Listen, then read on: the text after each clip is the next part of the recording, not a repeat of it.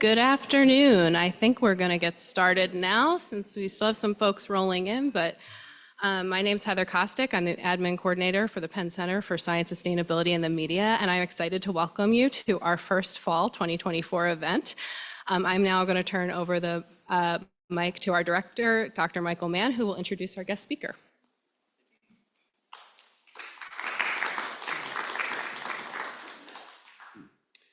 Hi, everyone. Great to have you all here for our first event of the season. And it's particularly an honor to have Pierre Friedlingstein?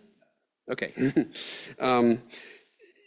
To speak to us, today about, the gorilla in the room, which is global carbon emissions. What's happening to them, what are the implications for warming targets, the whole concept of a carbon budget. How many people in this room are familiar with the notion of a carbon budget? Most everybody. I see a bunch of my students here, so that's awesome. So the reason we can even talk about the notion of a carbon budget, that there's a certain amount of carbon left that we can burn and keep warming below some particular threshold value, is really because of Pierre's work, and Pierre and his collaborators, who have really advanced the science quite a bit over the last decade and a half. So Pierre is an internationally recognized leader in the understanding of the global carbon cycle and the feedbacks between the carbon cycle and the climate system. He holds a chair in mathematical modeling of the climate system at the University of Exeter and is the director of the Global Carbon Budget Office. His research interests are varied. They include global biogeochemical cycles, their interaction with the climate system, and most specifically, he's interested in the coupling between climate change and the major biogeochemical cycles over the historical period and in the future. He developed a critical mathematical framework for climate carbon feedbacks analysis. He coordinates the annual global carbon budget of the Global Carbon Project. It's a mouthful, GCP. And I believe he's got the latest numbers, and maybe he'll say something about those. A possible reason for a little bit of optimism in those numbers, but we're not there yet, so I don't want to steal his thunder. What else here? Pierre is a member of the Joint Steering Committee of the World Climate Research Program. He's been actively involved in climate assessment through his participation in the Intergovernmental Panel on Climate Change, or IPCC, since 1994. He was lead author for the IPCC Fifth Assessment. Among numerous other honors, Pierre is a fellow of the Royal Society of London. He received the Vladimir Ivanovich Vernadsky Medal of the European Geophysical Union, European Geosciences Union. I think it's now, is it Geosciences or It's Geosciences now, it used to be Geophysical. In 2020. So without further ado, the floor is yours, Pierre. Thank you.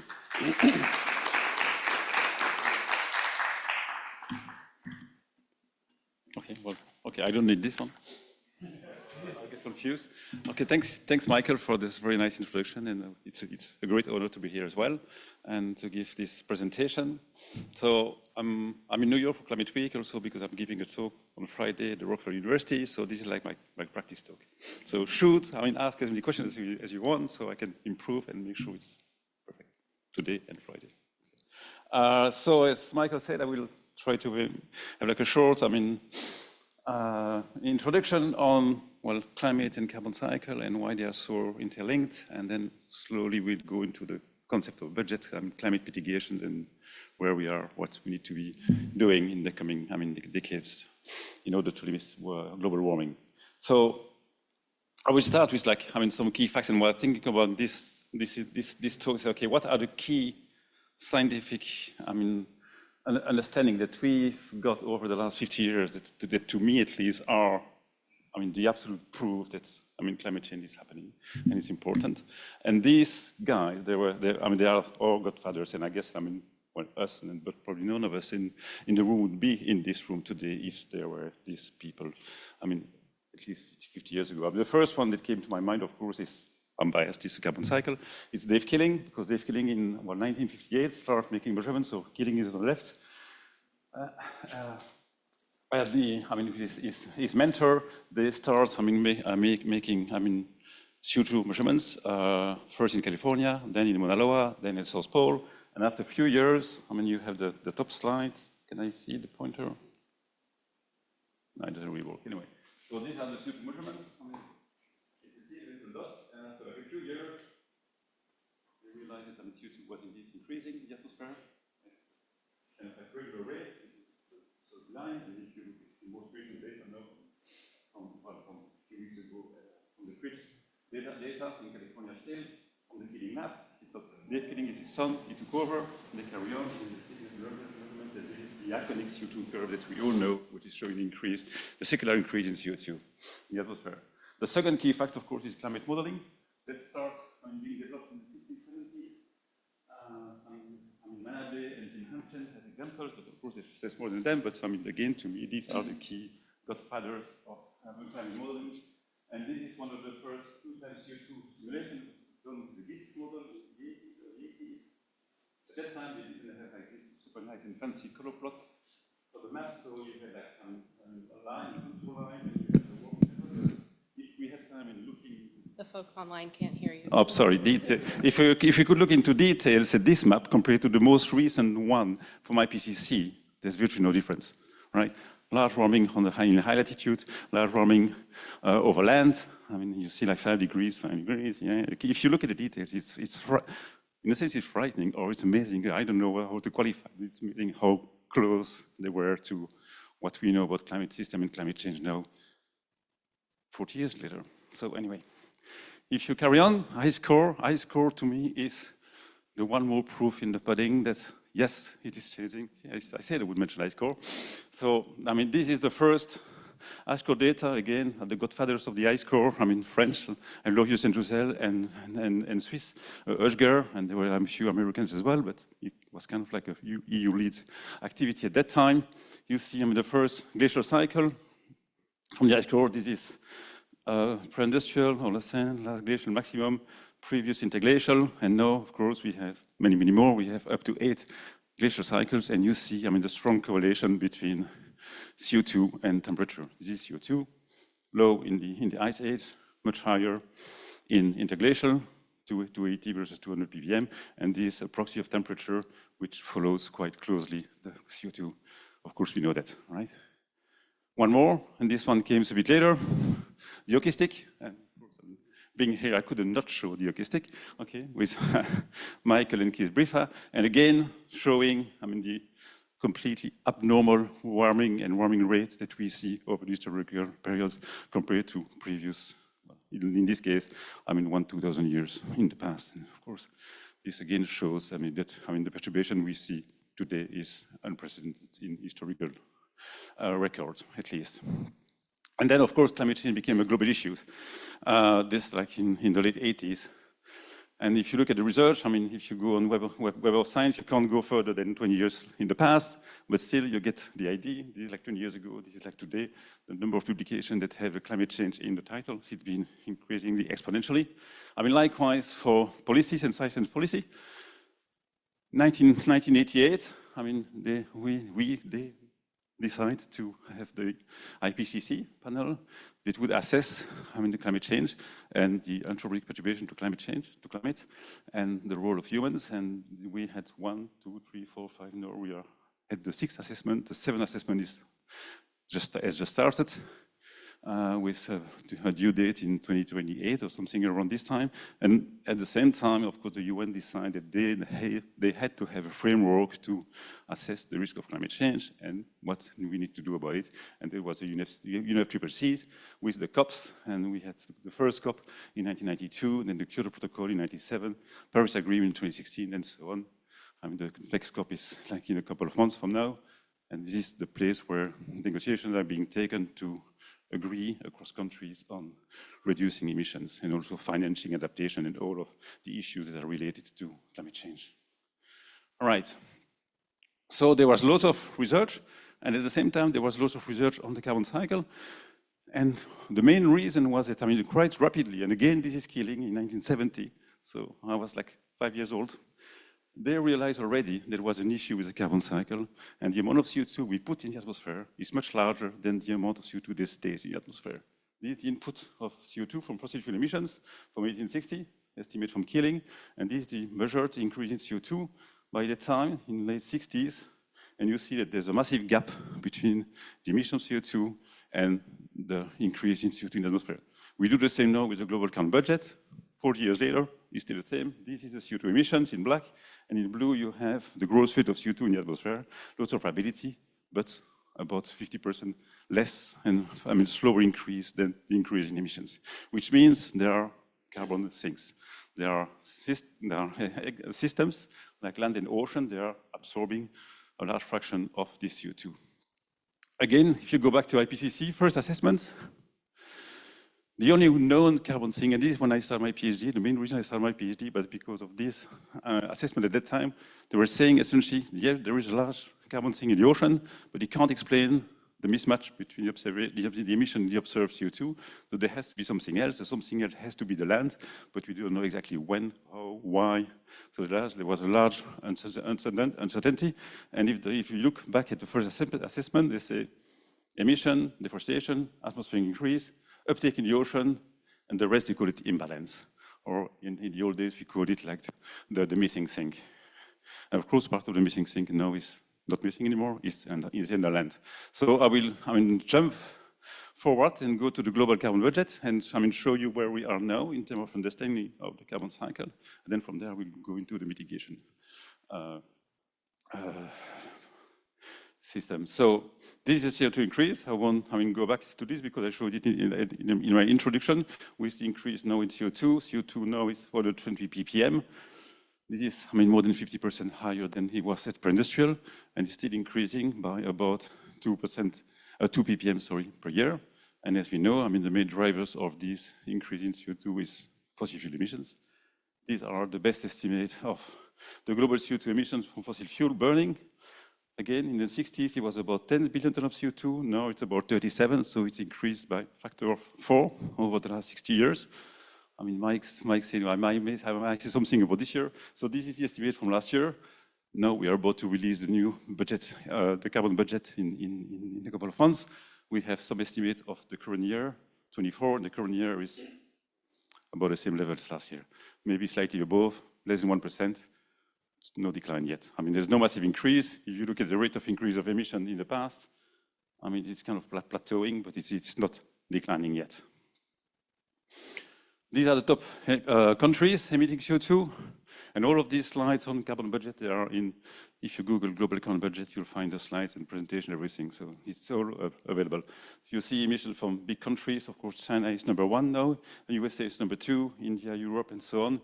These 4 countries together, well, country/group of countries, China, US, India, EU, represent more than half of global emissions. Okay. Then there's lots of small countries, they emit small amount, less than 1%, for example, but still altogether, they emit 37 gigatons increase. Of course, there are much more people living in China than US, so if you look at per capita, the figure is slightly different, but yeah, let's not go into this now. Land use emission is important as well. We massively changed the land, over the historical evolution, essentially because, more human needs more food means more deforestation, to have crops, to have pastures, to have cattle, and if you look at the amount of forest we had at, the peak of the Holocene 10,000 years ago up to present day, you see that forests have been shrinking and natural grasslands and shrublands have been shrinking as well for a massive expansion of crops. And of course, when you replace a forest by a crop, you are losing lots of carbon that was stored in the ecosystem. So we estimate this as well in the global carbon budget, and you get the numbers which is there with the distribution of the big countries. Again, I won't go into much detail. It's more uncertain, but what you need to keep in mind that the total number is about 4.7 compared to fossil fuel, which is 37. So deforestation is important, it's significant, which is about 10% of total emissions. So when you think about CO2 emissions, #1 is fossil fuel emissions. And this is #2. Doesn't mean we don't have to do anything about deforestation. There's many other reasons as well. But in terms of emissions, it's mainly fossil fuel emissions that are driving climate change. As I mentioned, and we know this now for 30 years, if you do the math of the sum of the emissions versus the CO2 increase in the atmosphere, it doesn't match. the atmosphere is increasing by less than half of the emissions, which means we have carbon sinks. And I could spend hours discussing, the land and ocean carbon sink, because it's actually what I'm working on mainly, but I've been working for the most recent time. The main reason that we have carbon sinks, both in land and ocean, is because this CO2 is increasing the atmosphere, which means there's more exchange of CO2 between the atmosphere and the ocean, and there's more exchange between the atmosphere and the land. For the ocean, it's quite simple, it's physics. You have two different media, different concentration. You have a diffusion from CO2 from the atmosphere to the surface of the ocean, and then there's mixing in the ocean because of the deep water formation and the carbonic export from the surface to the deep ocean.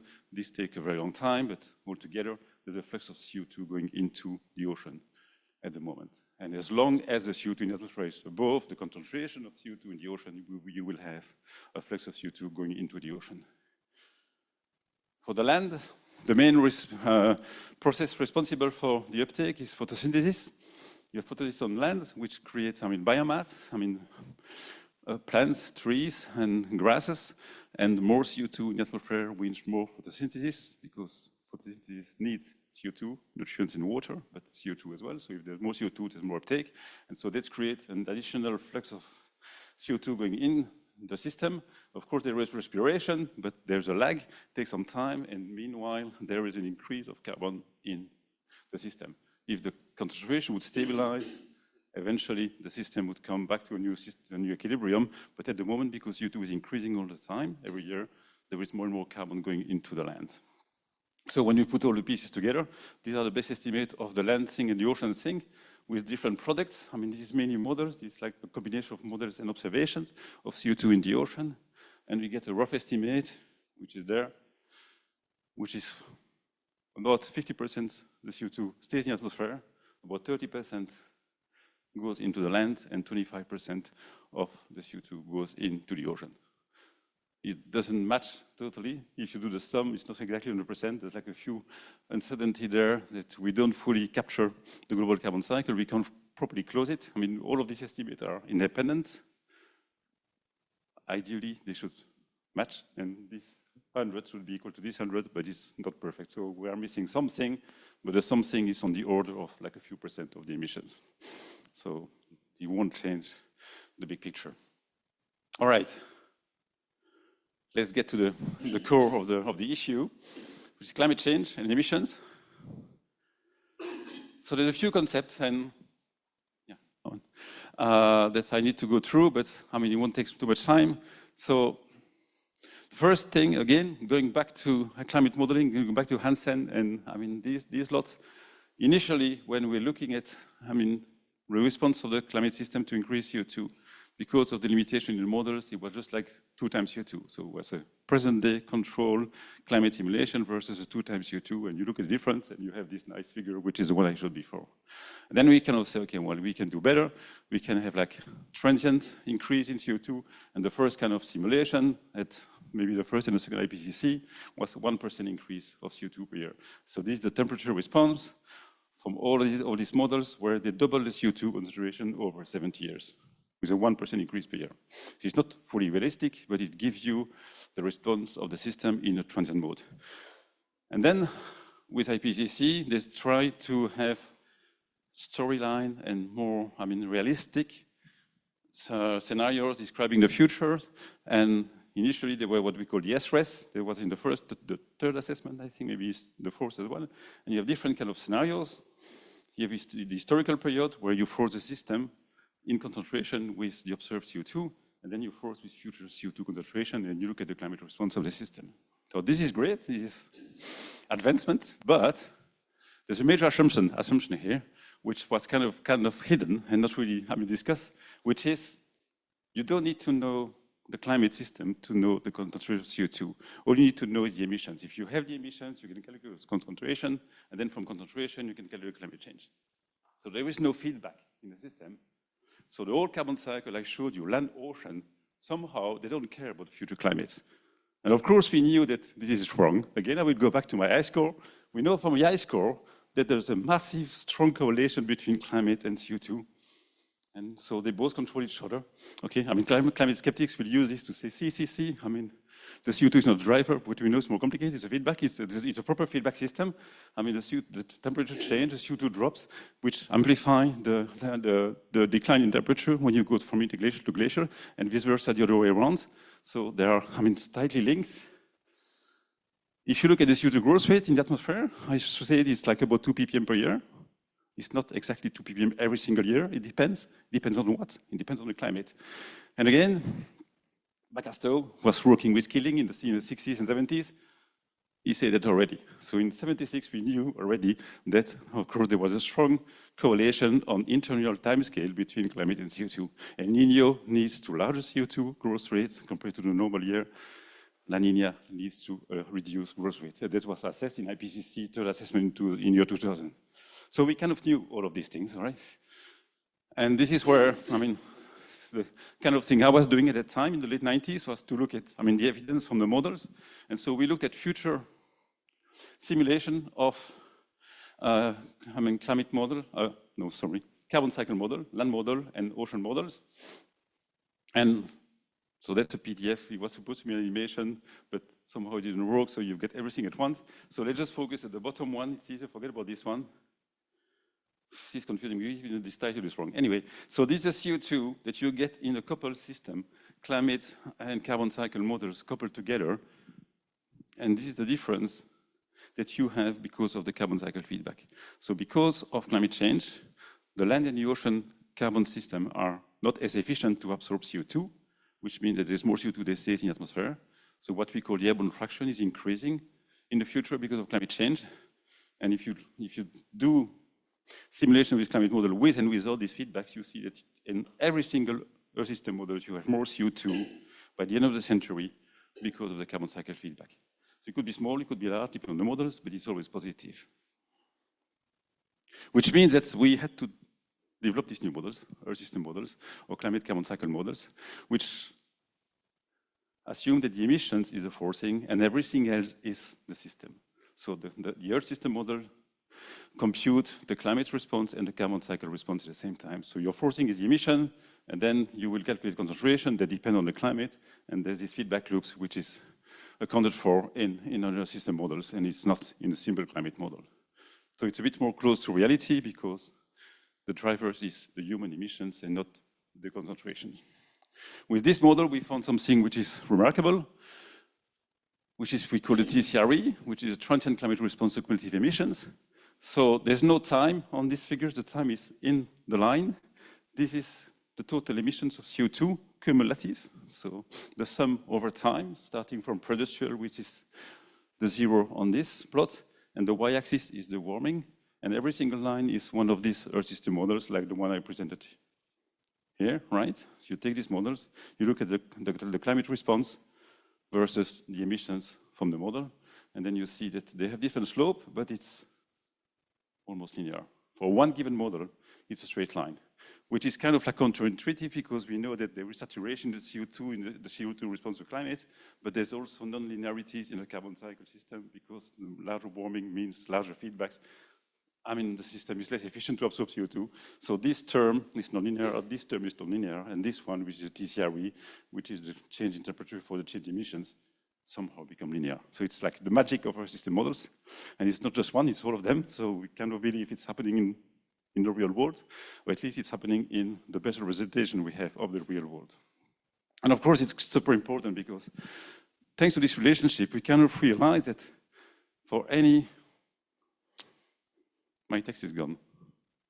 Okay, there was a nice text there and some kind of animation. So this is the TCRE assessed by APPC in AR6. This is the historical period up to 2015, and this is the future with different scenarios. In the AR6, they had the SSP 1.9, 2.6, 4.5, 7.0, 8.5, all have different level of emissions. The blue one have emissions are declining quite rapidly, and they go to 0 or even below 0.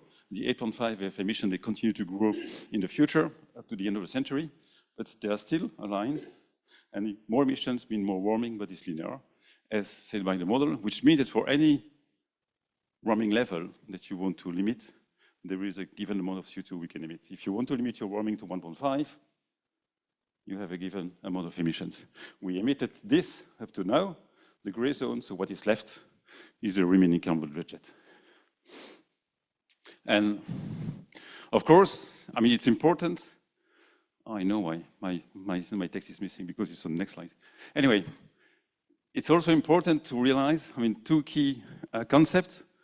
One is the reversibility of the perturbation, and that's something, I mean, we found, I mean, in 2009 with Susan Solomon and other co-authors, which is if you stop emitting CO2, at some point you have like an emission, concentration goes up, and then this point in time, when the model reaches a certain level of CO2, you stop emitting CO2, and you let the system recover from the perturbation.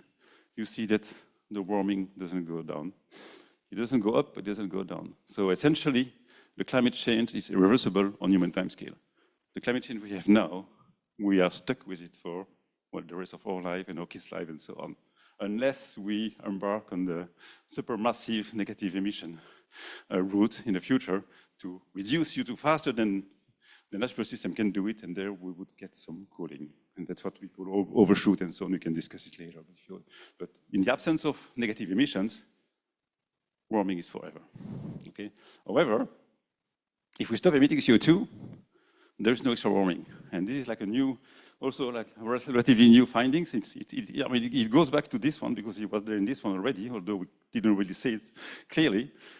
But it was done again with, I mean, proper Earth system models, like the same that were used in APPC. They all go for 2 times CO2, and then they stop emitting CO2 overnight. Of course, it's not realistic, it's not happening. We will never stop emitting CO2 overnight, but if we could do it, there would be no more warming.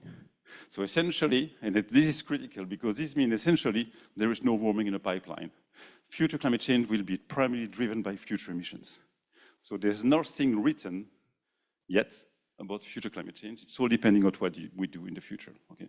So the question is, of course, can we do it? And we do it fast enough. But it's not about the physical system. The physical system is telling us there is very little inertia in the system. Okay. So that's somehow good news. Okay. So it's not a good news because it doesn't go down, but it's a good news because it doesn't go up. All right.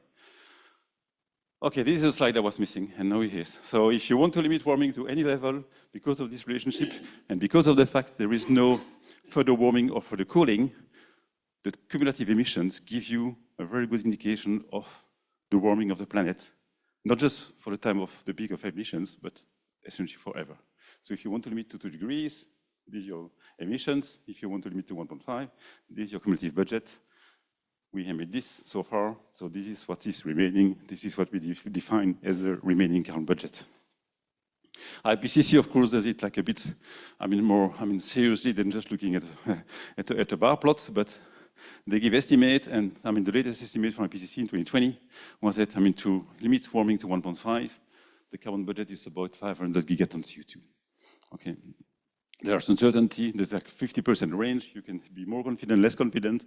There's uncertainty in this number because of, well, mainly because of the feedback in the system that we don't understand, because it's not just about CO2, it's not CO2 and so on. So it's complicated, but still, there is a budget, and the budget is shrinking. And in GCB, we use, I mean, the most recent estimate of the emissions up to now to calculate how much is left. And if you do this, accounting from a new estimate from, I mean, Forster et al., I mean, the budget has now, I mean, shrunk to, well, less than 300, I mean, billion tons of CO2. We emit about 40. That means that these numbers will be exhausted in 7 years. So if we keep emitting CO2 at the same level as today, in 7 years, we would reach 1.5 degrees, 50% chance. If with a bit of luck, if the climate sensitivity is not as large as we thought, we have more time. With bad luck, it would come before. But on the average, by 2030-ish, we would reach 1.5 degrees. For 2 degrees, there's of course a larger budget, but still it's limited, and give you something like at least a bit less than 30 years. So let's say by 2050, if we keep emitting CO2 at the same rate, we would reach 2 degrees. No, I mean, no question. All right, so what do we need to do? Well, this is what we need to do, right? Again, assuming no negative emissions, starting from today, if you want to be, so the integral of this green triangle from today is the remaining budget. So this is 275, this is a bit more, and this is 1150, 50, 50, okay? And so you start from here, you have to reach 0 there. So essentially, for 1.5, we need to reduce emission by 7% every year, starting from today. Are we doing it? Well, as you know, no, we don't do it yet.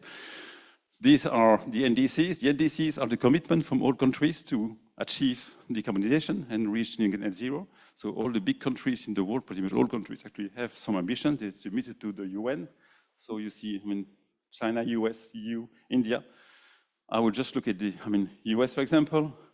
These are the historical emissions from the US, and these are the NDCs from the US. So net zero by 2050, minus 50, about 50% by 2030. So you can see that if you extrapolate the black line, it's not looking good, okay? So the implementation on the NDCs is not there.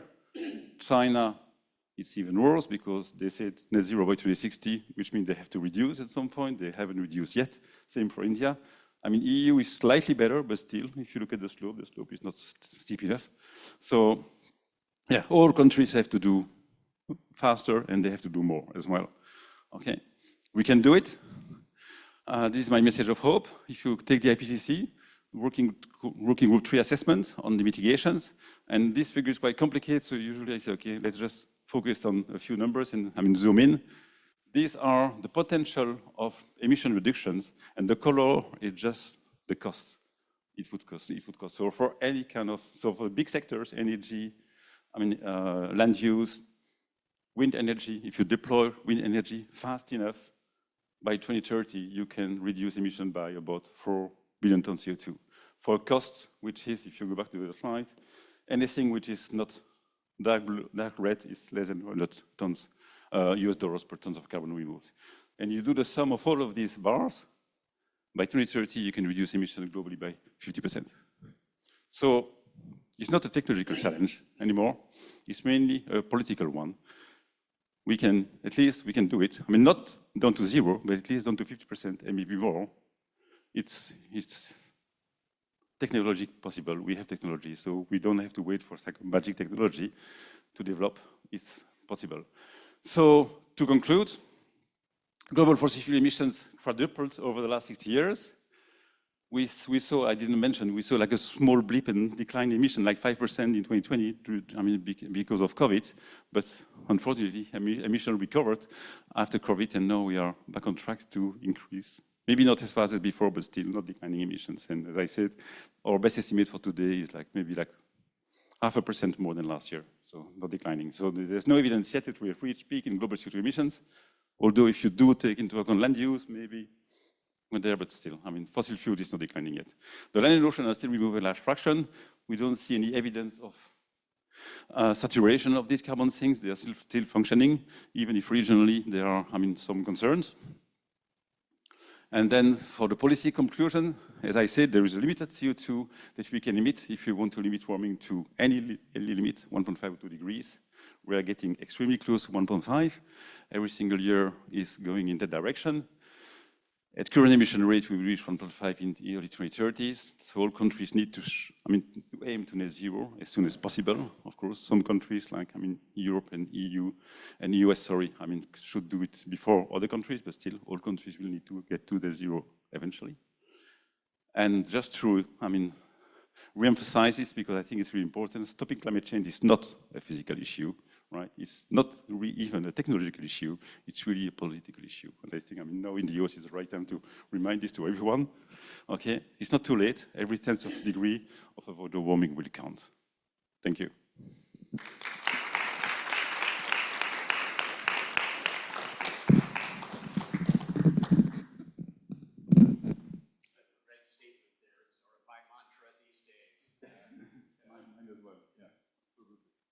Thanks so much, Pierre. A lot of food for thought, a lot of ground. Oh, for the online, yeah. Okay. Yes, well, thanks so much, Pierre. That was a very enlightening talk. We've got about 20 minutes, actually. So please ask questions. Yeah. I was curious. Sorry.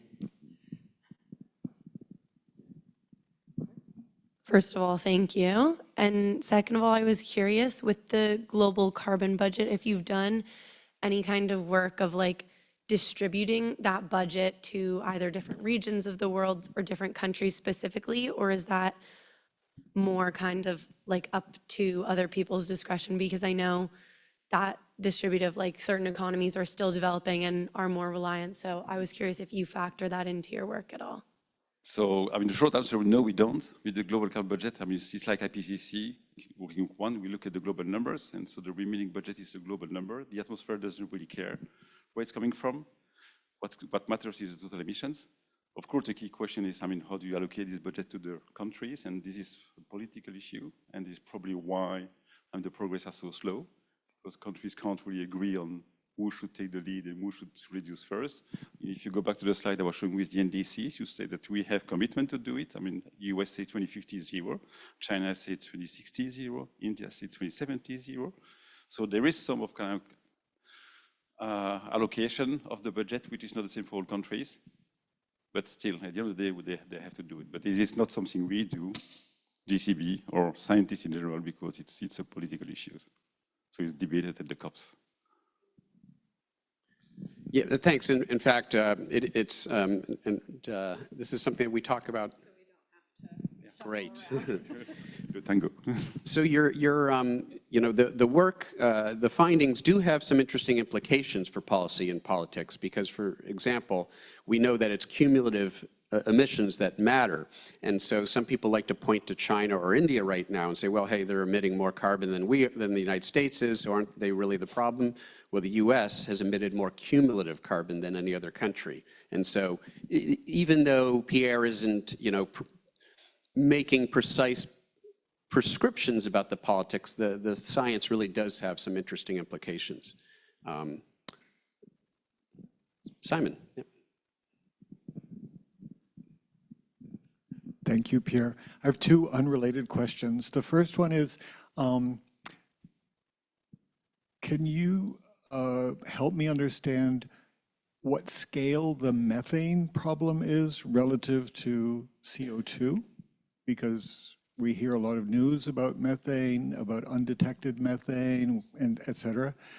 And then the second, very unrelated question is, when you look at CO2 mitigation, is it possible to say whether it's mostly innovation-driven or policy-driven?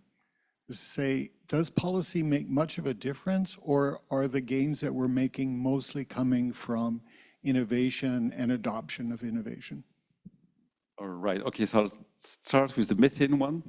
I don't have the numbers on top of my head, I'm sure Michael has, but I think current warming, which is 1.1 degree, the methane is about 0.5, which doesn't mean methane is 50% because you have aerosol which is negative. So I mean, CO2 is larger, it's like twice as large as methane. I think CO2 is about 1 degree, methane is about 0.5.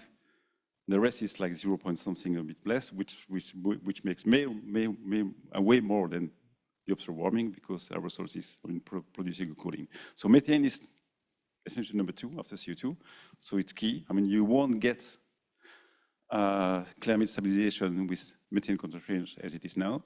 I mean, the issue of, the methane emissions, underreported, potentially yes, because they are fugitive emissions, it's a bit more complicated to report, but we have the concentration, we see the concentration is still at the level which is, again, far above any level we've seen in the recent past, recent geological past as well. So, it's like, yeah, methane has to be reduced as well. In some sectors, it might be easier, like energy, because it's essentially about, avoiding, leaks and moving away from, gas. For other sectors, like agriculture, it's a bit more complicated. Methane emissions is, well, not just meat. And US is well placed to be like an extremely large consumer of meat per capita, but also rice and rice paddies, which is feeding, well, almost like half of the world. So it's not simple, but it has to be tackled as well.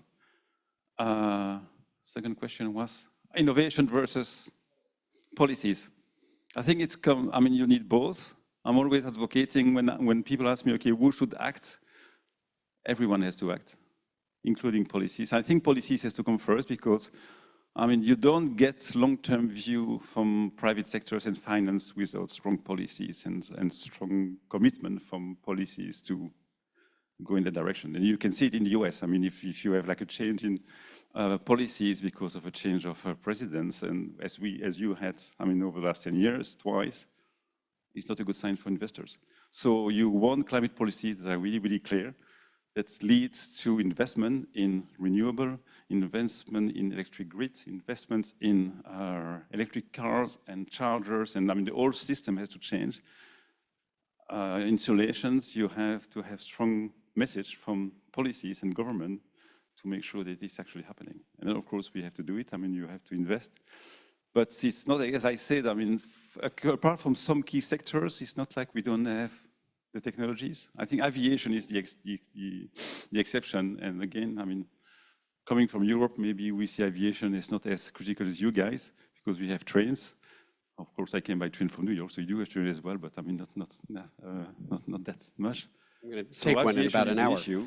Yeah, and so we don't have a replacement for aviation yet. So that's one of the sectors where we might struggle to come with a low carbon or zero carbon aviation fleet by 2050. So options are flying less. Options are negative emissions to compensate for these sectors and only for these sectors. But yeah, but otherwise, I would say policies has to come first. Do you agree? Yeah, I think it's a fair statement. I was going to ask you actually to expand on negative emissions because you've been using that term. It's probably worth unpacking that a little bit for this audience. There is quite a bit of work, for example, going on at Penn in the area of carbon capture and sequestration. And so what do you want to say about negative emissions? So there are different types of negative emissions. One is kind of obvious and we do it already, which is afforestation, reforestation. So if in many parts of the world, well, Northern Hemisphere mainly, I mean, US, Canada, China now, and Europe, we have more forests than we had 50 years ago, essentially because we need less crops, because the crop yields have been increasing, so we can feed population with less crops, and we have reforestation, which is a carbon sink. So if you look at GCV, I was showing the emissions, it's positive, but actually it's a balance between large emissions, mainly the tropics, and negative emissions, reforestation in the middle high latitudes. So we do this already, and we should continue to do it. We should stop deforestation and reforest the place we deforest, which would create, new carbon sinks and negative emissions, so that's good. The other side of the negative emissions is what we call carbon capture, which is direct air capture. So it's like a massive hoover, and you take CO2 from the atmosphere, and you transform it chemically, and then you store it in geological site somewhere. At the moment, I forgot the numbers. It's on one of my backup slides. So we emit 40 billion tons of CO2. We store by CDR a few tens of a million tons of. So the order of magnitude is it's ridiculously small. So CDR would need to increase by a factor of 10,000, 100,000 in the next 10, 20 years to be comparable to the global emissions we have. So there is no way, I'm not even mentioning how much energy you would need, there is no way we can just carry on and rely on negative emissions. It's not going to happen. Negative emissions has to be limited to the key sectors where there is no options. Yeah, I was going to say it's a tiny fraction of the actual, the carbon emissions from fossil fuel burning, but a remarkably large fraction of the rhetoric that we hear from fossil fuel companies. Yeah, the question. We have one from Zoom. Oh, Sorry. okay. So we'll do that next. We have a question from Zoom. With ocean carbon cycle feedbacks, is the biological part of the ocean carbon cycle well resolved or considered in the models? And how much of an impact does that have compared to the physical carbon processes which you concentrated on? So the biology is in the model. All these models, they have, from simple to more complex biology with phytoplankton, zooplankton, detritus, and nutrients, nitrogen, so on. So it's accounted for. But if you look at the feedbacks and the climate feedbacks, the main drivers of this feedback is actually the physics. The CO2 solubility decline with warming temperature. So there is less CO2 dissolve and more CO2 that stays as CO2, and therefore less exchange of CO2 from the atmosphere into the ocean. And also the whole large-scale ocean circulation decline with warming for physical reason, which is there's less heat to export from the tropics to the high latitude, so there's less ocean circulation going from the tropics to the high latitude, which means there's less warming for formation of deep water, which means there's less export of carbon from the surface to the ocean to the deep ocean, which means the CO2 stays at the surface, which means it limits new CO2 to come in from the atmosphere. So it's mainly a physical system, and it's quite robust, and this is why there's not so much large uncertainty in the ocean model, because it's based on physics, as opposed to the land, where it's all about biology, and then it's a bit of a mess. Let me follow up on this. In my class this morning, we have a number of my students here, we talked about this recent news report. We like to survey the news to see what's going on. There was a report just the other day about the Amazon, about these massive wildfires in the Amazon, and the fact that some scientists argue that we're seeing the transition already now of the Amazon rainforest going from a sink to a source. That's something that wasn't projected to happen for decades. Is that actually playing out? And if so, how does it influence all these calculations? Yeah, it's complicated because, as always, it depends what you mean exactly by Amazon and by sink versus source, and do you account for deforestation or not? Because, and actually they do, when they mention now it's the source, is the total net flux from the Amazon, including all the regions that are being deforested, they are emitting CO2. And if you look at the budget, we say the Amazon is a sink, but it's just because we look at the land's natural sink for the intact forest. The intact forest is still taking CO2. And this is something we are, quite confident it's still happening. It might not happen every single year, and 2023 and maybe 2024 now, it's a massive fire season in the Amazon. The drought in the Amazon are really, really large. Well, now as we speak. So maybe for this year, the Amazon might not be, the natural Amazon might not be such a large sink as it used to be. But if you look at the last 10 years, on the average, the intact forest is still acting as a sink. That's something we see from models, that's something we see from inventories, and there's also something we see from atmospheric inversions. There is no way you can actually explain the land carbon sink without, I see not just the Amazon, but the tropical forest. The mid and the high latitude can't take all of the CO2 you need to remove, given what the ocean is doing. So we know the Amazon is still, or at least tropical forests are still taking up CO2, but of course deforestation is releasing CO2, and then the net balance is much, much closer to zero than the natural sink.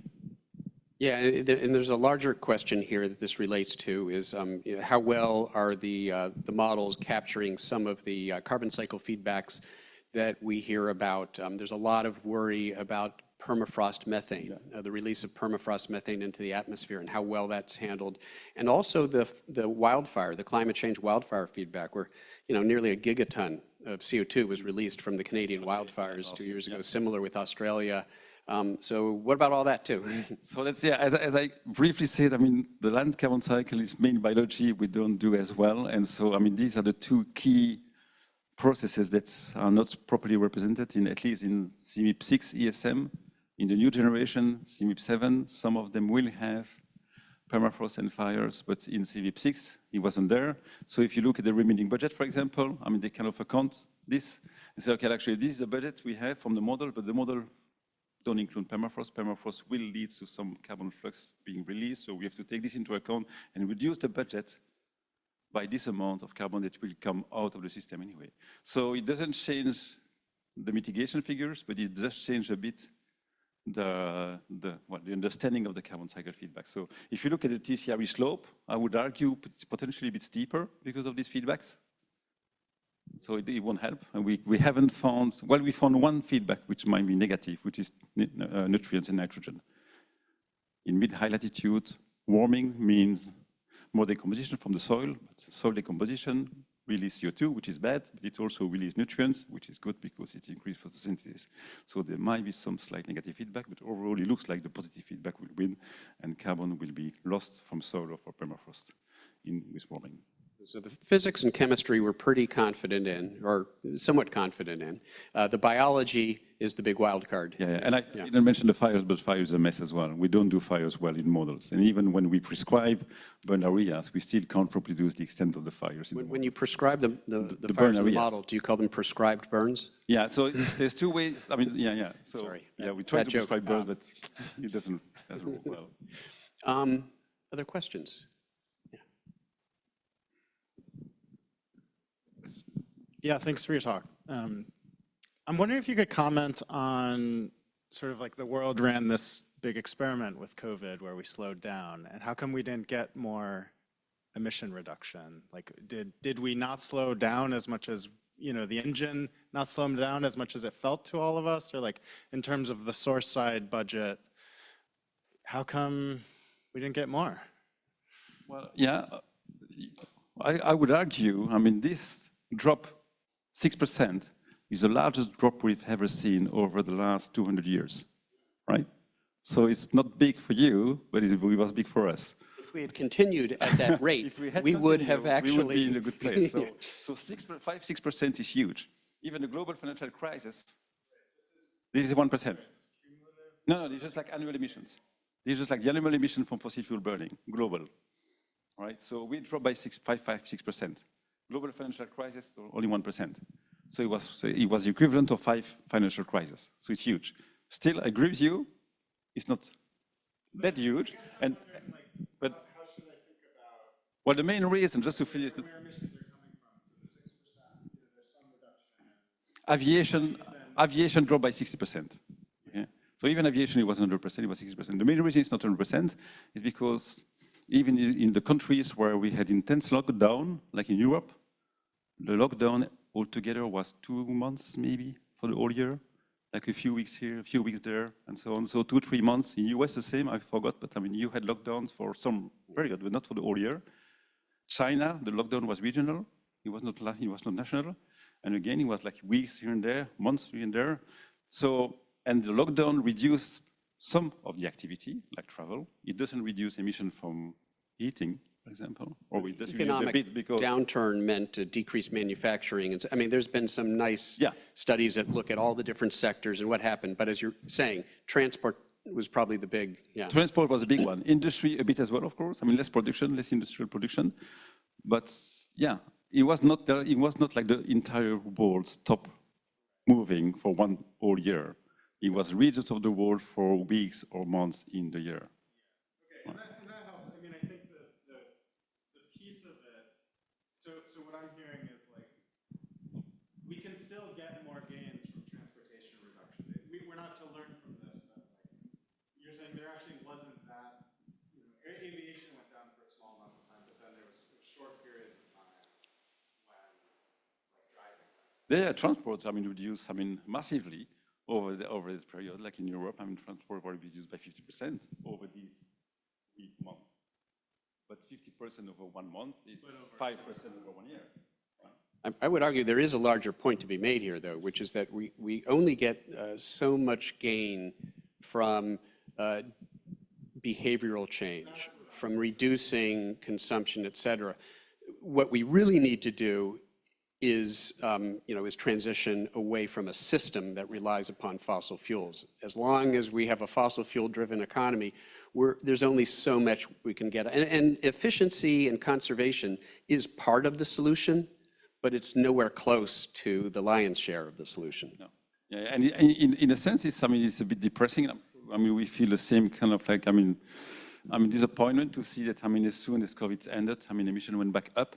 And we were kind of hoping, okay, now we learned, okay, we can do different, but actually the system was not there to be different. I mean, you get out of COVID, the system is the same. I mean, you still have to fly, you still have to take your car to drive, because you still live in the suburb, you still don't have like charging point everywhere, you still don't have a heat pump, it doesn't come magically, so you just go back to the system you had before. There was no great reset. The transition that was promised by all the government didn't really happen, because they had to restart the economy as soon as possible. For them, it looks like it was more important to restart the economy than to restart to start the green transition. I mean, it's interesting. The politics here is very interesting because there was discussion about the Great Reset. Like, this is an opportunity to rethink the entire system. And we saw a flood of fossil fuel money and petrostates doing everything they could to hijack that conversation at a very critical time, precisely because it was an opportunity for systemic change that they didn't like. Yep. I think we have time for one more question. Yeah, Maria? And I'm sorry to all the online people, you're asking really great questions, but we don't have enough time for everybody, sorry. Thank you. Thank you so much for your presentation. I was just wondering, as we reach to net zero, is there a concern for the emissions coming from the ocean, trying to equilibrate back the levels in the atmosphere? No, not according to the models. Okay, everything I'm saying now rely on Earth system models because obviously we haven't reached net zero in the real world, so we don't have any observation of what's happening when we reach net zero. According to the models, if you stop emitting CO2, essentially especially the ocean is currently removing about 10 billion tons of CO2 every year, right? If we stop emitting CO2, at the time you stop emitting CO2, the concentration is still much higher, and the ocean is still taking up CO2. And it will take up CO2 at the same rate as today, about 10 billion tons CO2, right? The ocean doesn't know that we stop emitting CO2. The only thing the ocean sees is the atmosphere. So what the ocean will see is that the atmosphere is not increasing anymore, and because the ocean is taking CO2, the atmosphere is slowly declining. So the difference of CO2 concentration between the surface of the ocean and the surface of the atmosphere will slowly decline, which means that the ocean sink will slowly decline. And eventually, in 1,000 years, 10,000 years, we will reach like some kind of equilibrium when you have the deep sediment that are involved as well to remove like a small fraction of the CO2. And we will reach a new steady state where the ocean will be more or less in equilibrium with the atmosphere, but it will not turn into a source. The only way to make it into a source would be to remove CO2 so fast, then the ocean suddenly would start outgassing CO2 because the concentration of the CO2 in the ocean would be above the one in the atmosphere, which is what's happening in the tropics, for example, where there is outgassing of CO2, but it's more than compensated by the ingassing of CO2 in the rest of the ocean. Pierre, and there is greater uncertainty in the zero emissions commitment as you go to longer and longer timescales, right? Yeah. What'll happen 1,000 years out is much more uncertain than, But it's also less relevant for us. All right, well, let's thank our speaker. Let's thank Pierre for a wonderful talk. Thank you. Thanks for the invitation.